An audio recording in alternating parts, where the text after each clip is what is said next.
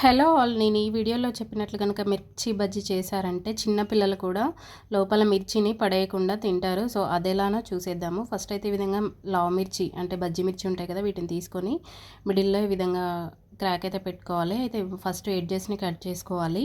ఎడ్జెస్ని cut చేసుకుంటేనే బజ్జీ మంచిగా వస్తుంది.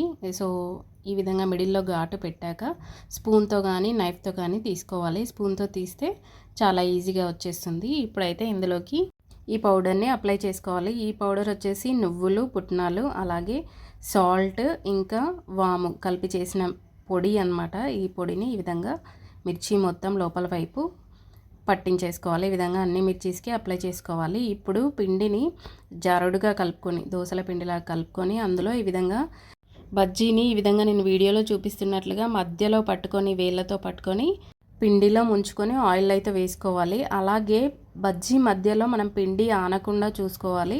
చూడండి, ఈ విధంగా నేను వీడియోలో చూపించినట్లుగా అయితే పిండి మధ్యలో అంటకూడదు. ఈ విధంగా అంటకుంటే లోపల వైపు కూడా మిర్చి కాలుతుంది. సో దట్ మంచిగా టేస్టీగా ఉంటుంది. ఆనియన్స్తో సర్వ్ చేసుకుంటే ఇంకా టేస్టీగా ఉంటుంది.